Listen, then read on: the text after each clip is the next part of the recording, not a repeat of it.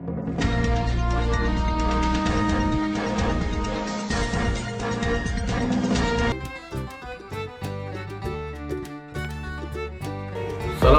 warahmatullahi wabarakatuh. Hari ini Noma Kopi berbagi nasi kotak buat para pejuang kopi untuk nakes. Insya Allah hari ini kami akan membagikan nasi kotak ini untuk nakes Rumah Sakit Siti Khadijah.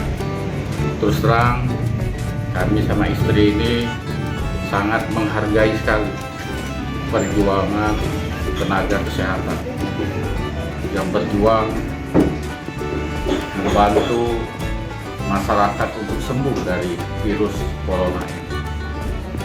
Kami berdoa supaya para nakes di Palembang dan Indonesia sehat selalu dan tetap berjuang untuk kepentingan umat bangsa ini.